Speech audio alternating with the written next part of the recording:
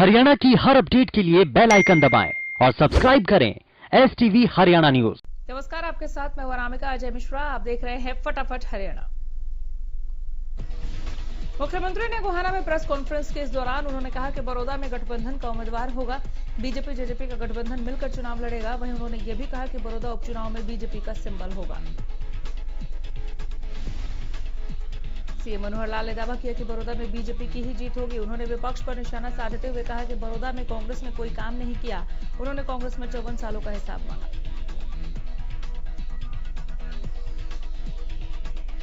CM Manohar Lal ने कहा कि बड़ौदा के लोग मुझे अपना विधायक माने। उन्होंने कहा कि बड़ौदा में पहले जो काम नहीं हुआ हमने वो काम कराए हैं। सीएम ने कहा कि 6 साल में हमने जो कहा वो पूरा किया। उन्होंने कहा कि हमने 6 साल में 550 करोड़ के विकास कार्य किए हैं।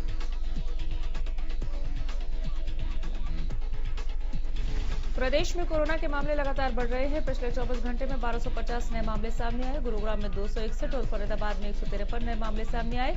वहीं हिसार में 108 और सोनीपत से 89 नए मामले सामने आए।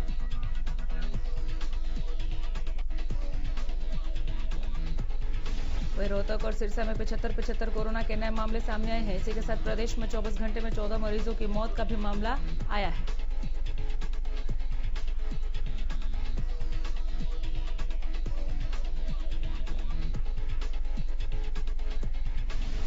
पूर्व मुख्यमंत्री भूपेंद्र सिंह हुड्डा ने बीजेपी की किसान रैली पर जमकर निशाना साधा। कहा कि बीजेपी किसान रैली कर रही है, किसानों को क्या मिल गया। उन्होंने कहा कि हमारे समय में किसानों का धान एमएसपी पर ही खरीदा जाता था, लेकिन अब किसानों को एमएसपी नहीं मिल रही तो और क्या मिलेगा।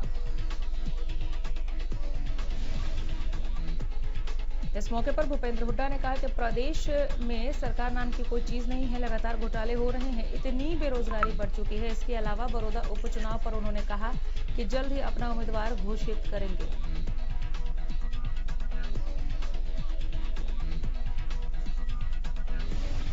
पंचकुला के ताऊ देवीलाल स्टेडियम में खेल राज्य मंत्री संदीप सिंह ने वर्चुअल संवाद के जरिए कोच युवा खिलाड़ियों से बातचीत की। इस दौरान उन्होंने खिलाड़ियों को मानसिक रूप से स्वस्थ रहने के गुर मंत्र दिए।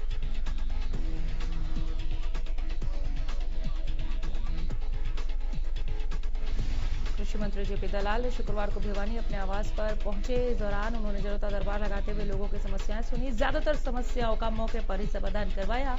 इसके साथ ही उन्होंने आड़तियों से मुलाकात की और फसलों की खरीद की जानकारी दी।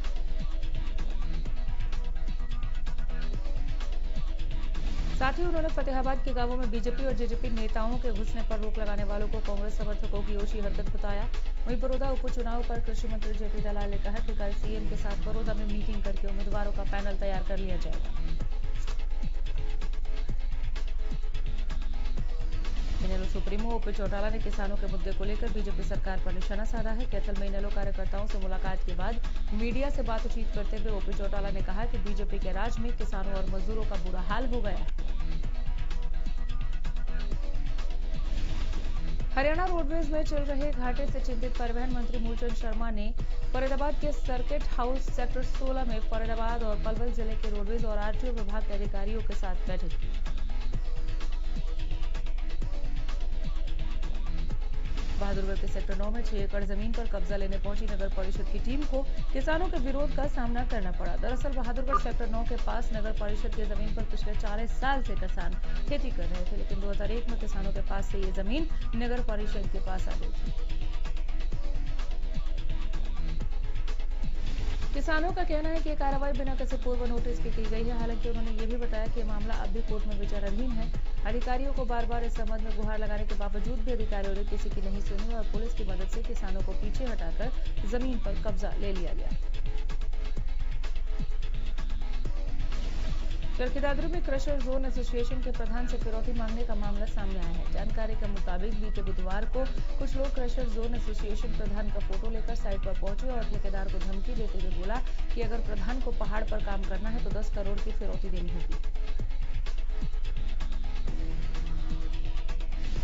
आरोपियों के जाने के बाद ठेकेदार ने इसकी जानकारी सरपंच को दी, जिसका पता चलते ही आरोपी वापस आ गए और साइट पर फायरिंग शुरू कर दी। फायरिंग में ठेकेदार को गोली लगी है, जबकि दूसरा घायल है। वहीं पुलिस फरार आरोपियों की तलाश में जुटी है और आगे की कार्रवाई कर रही है।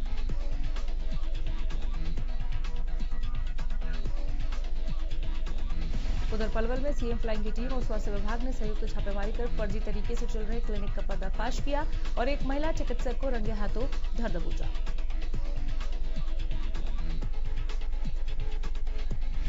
टीम ने क्लिनिक से नकली दवाइयां बरामद की। पुलिस ने फिलहाल आरोपी महिला को हिरासत में लेकर आगे की कार्रवाई शुरू कर दी है।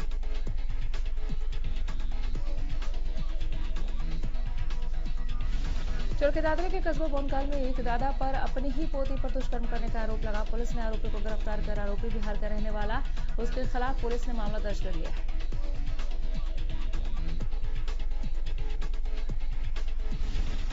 पीड़िता ने दरअसल पुलिस में शिकायत की थी कि उसका परिवार बिहार में मजदूरी करने आया था, मगर उसके दादा ने घर पर अकेला पाकर उसके साथ गलत हरकत की और किसी को न बताने की धमकी दी। साइबर क्राइम और साइबर फ्रॉड को रोकने के मकसद से पुन्हाना में 3 राज्यों के 7 पुलिस कप्तान और अधिकारियों के साथ रेवाड़ी रेंज आईजीपी विकास कुमार अरोड़ा की अध्यक्षता में एक बैठक हुई।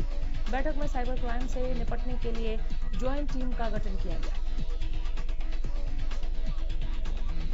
किसानों को ज्यादा कमाई और प्रदूषण से बचाव के लिए करनाल कुरुक्षेत्र और अंबाला के 100 गांव क्लाइमेट स्मार्ट बनाए जा रहे हैं। इनमें आधुनिक खेती तो होगी ही, साथ ही किसी भी गांव में पराली या धान के अवशेष का तिनका भी नहीं जलाया जाएगा। पराली जलाने से जुड़ी चिंताओं के बीच केंद्रीय मृदा लवणता अनुसंधान संस्थान इस मॉडल पर काम कर रहा है।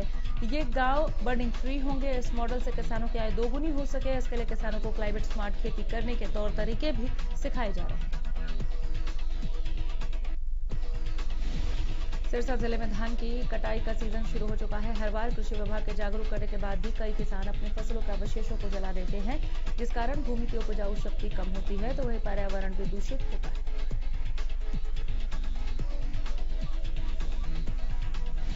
हालांकि पिछले साल कुछ मामलों को छोड़ किसान जागरूक नजर आए। जिले के किसानों ने अपनी फसलों के अवशेष नहीं जलाए थे और जिन किसानों ने अपनी फसल के अवशेष जलाए उन पर कृषि विभाग की ओर से कार्रवाई करते हुए किसानों के खिलाफ एफआईआर दर्ज करवाई गई और चालान भी किए गए।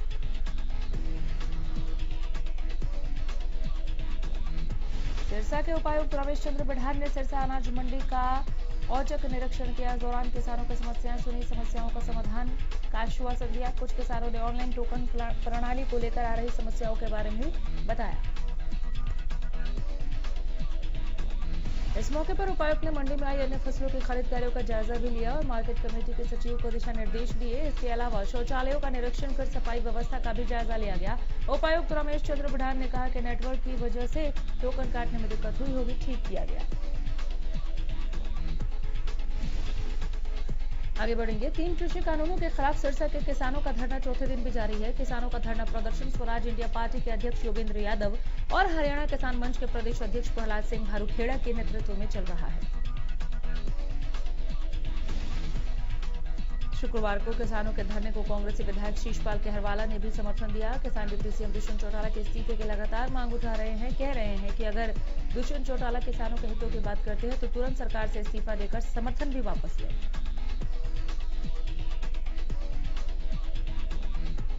मंडी में धान, बाजरे, नरमे और कपास की आवक लगातार जारी है। किसानों और आढ़तियों को ऑनलाइन टोकन नहीं कटने से समस्याओं से 2-4 होना पड़ रहा है।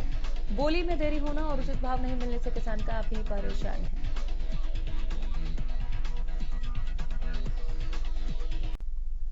सिरसा में मार्केट कमेटी के सामने मंडी मजदूरों का धरना तीसरे दिन भी लगातार जारी रहा। दरअसल माल ढुलाई का काम जेसीबी मशीन द्वारा करवाए जाने पर मजदूरों में रोष बना हुआ है। मजदूरों का कहना है कि जेसीबी मशीन लगाने से मजदूरों की रोजी रोटी छिन गई है। कालावली में शुक्रवार को मजदूर इकट्ठा होकर धरने पर बैठे और सरकार के खिलाफ जमकर नारेबाजी की। ओढ़ा के थाना प्रभारी पुलिस फोर्स के साथ मौके पर मौजूद थे, लेकिन बावजूद इसके लोगों ने मंडी के दोनों गेट बंद कर दिए।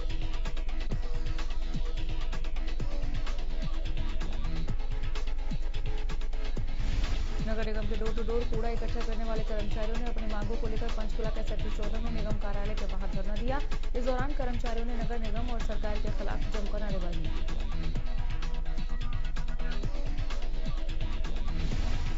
प्रदर्शन के दौरान कर्मचारियों ने निगम के ज्वाइंट कमिश्नर को ज्ञापन सौंपा। सफाई कर्मचारियों का कहना है कि जब तक नगर निगम door to door garbage collection का जिम्मा उन्हें दोबारा नहीं देगा, तब तक उनका आंदोलन जारी रहेगा।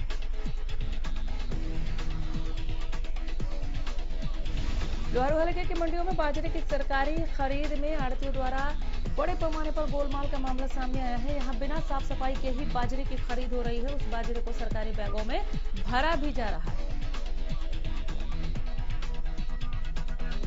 मामला संज्ञान में आने के बाद झल्ली लगे बाजरे का एक ट्रक जिसमें 158.5 क्विंटल बाजरा भरा गया था, गोदाम से वापस लौटा दिया गया। हैफेड मैनेजर गोकुल चंद ने कहा कि बाजरा खरीद के मानदंडों का पूरी तरह से पालन करने की हिदायतें आढ़तियों को दे दी गई हैं। कृषि कानूनों के विरोध में किसानों का आंदोलन लगातार जारी है। किसानों के प्रदर्शन के चलते शुक्रवार को हरियाणा पंजाब सीमा पर नेशनल हाईवे को बंद कर दिया गया है। पुलिसकर्मियों द्वारा हाईवे को बंद किए जाने की वजह से हाईवे पर सफर कर रहे लोग काफी परेशान नजर आए।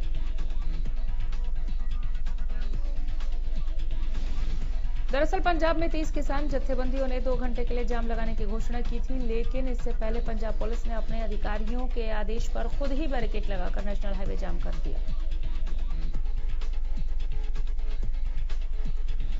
फतेहाबाद के भूना इलाके में धान की सही खरीद न होने से नाराज किसानों ने चंडीगढ़ फतेहाबाद मार्ग को जाम कर दिया। किसानों ने जाम लगाकर सरकार के खिलाफ जमकर नारेबाजी की और अफसरों पर मनमानी के आरोप लगाए। किसानों ने कहा कि अधिकारियों की मनमानी के चलते उनकी धान की फसल की खरीद सही ढंग से नहीं हो पा रही। किसान नेता चांदीराम कड़वासरा ने कहा कि किसानों के द्वारा इसी समस्या के चलते फतेहाबाद चंडीगढ़ मार्ग को जाम किया गया है। जब तक फतेहाबाद के डीसी लिखित में आश्वासन के बाद ही जाम को खोला जाएगा। कोरोना महामारी के चलते इस बार हरियाणा में ऑनलाइन बाल महोत्सव का आयोजन किया जा रहा है। इसकी जानकारी पत्रकार वार्ता के दौरान फरीदाबाद उपायुक्त यशपाल यादव ने दी। प्रेस वार्ता में डीसी ने बताया कि ऑनलाइन बाल महोत्सव में बच्चे करीब 2.5 लाख के आसपास हिस्सा लेंगे। हरियाणा राज्य बाल कल्याण परिषद की ओर से बाल महोत्सव हर साल की तरह इस बार भी मनाया जाएगा। इस बार कोविड के चलते ऑनलाइन आयोजित किया जाएगा। यह फैसला लिया गया जिसमें प्रदेश भर से 3 लाख विद्यार्थियों के भाग लेने की संभावना है। फतेहाबाद में प्रशासन की रोक के बावजूद किसान धान की पराली जलाने से बाज नहीं आ रहे। फतेहाबाद पुलिस के द्वारा धान की पराली जलाने के मामले में 2 केस दर्ज किए गए हैं। 3 किसानों को नामजद किया गया है।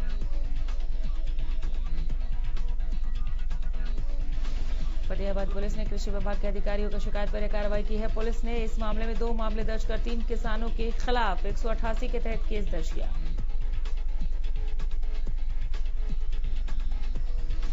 दो अक्टूबर को प्रदेश भर में स्वच्छता अभियान चलाया गया था। साथ ही अभियान 17 अक्टूबर तक चलाए जाने की बात कही गई थी, लेकिन अंबाला के गली मोहल्ले में गंदगी का ढेर लगा है। लोग कह रहे हैं कि अंबाला छावनी के प्राचीन मंदिर हाथी खाना मंदिर जाना भी उनके लिए अब मुसीबत का सबब है। इस सड़क पर जगह जगह कूड़े के ढेर लगे हैं। आवारा पशु घूमते रहते हैं, लेकिन प्रशासन कोई ध्यान नहीं देता। त्योहारी सीजन नजदीक आते ही स्वास्थ्य विभाग अलर्ट हो गया है। कैथल में स्वास्थ्य विभाग ने अभियान चलाकर हलवाइयों और कैटरिंग वालों को जागरूक किया। स्वास्थ्य विभाग के अधिकारियों ने सरकार द्वारा जारी दिशा निर्देशों की जानकारी दी। अधिकारियों ने हलवाइयों और कैटरिंग वालों से अपनी मिठाइयों और खाद्य पदार्थों पर मैन्युफैक्चरिंग और एक्सपायरी डेट जैसे सभी ब्यौरा देने को कहा है। स्पष्ट निर्देश दिए हैं। साथ ही मिठाई और खाद्य पदार्थ बनाने और बेचने के दौरान भी मास्क, ग्लव्स और सैनिटाइजेशन का ख्याल रखने के लिए कहा है। अगर कोई ऐसा नहीं करता तो उस पर 2 लाख रुपयों तक का जुर्माना लग सकता है। फरीदाबाद के जखोपुर गांव में सरकारी स्कूल के ग्राउंड पर गांव के कुछ लोगों का कब्जा करने का आरोप लगा है, जिसकी शिकायत गांव के लोगों ने बल्लभगढ़ के एसडीएम से की। ग्रामीणों ने स्कूल के ग्राउंड से कब्जा हटवाने की मांग उठाई है। एसडीएम ने ग्रामीणों को आश्वासन दिया कि वो जल्द ही गांव के स्कूल का दौरा करेंगी और किसी भी कब्जे को नहीं रहने दिया जाएगा। ग्रामीणों ने बताया कि उन्हीं के गांव के कुछ लोगों ने स्कूल के ग्राउंड पर अलग अलग तरीके से कब्जा किया हुआ है, जिसके चलते उनके गांव के बच्चों को खेलने की जगह नहीं मिलती। फटाफट हरियाणा में यहीं रुकेंगे। देखते रहिए हरियाणा न्यूज। नमस्कार।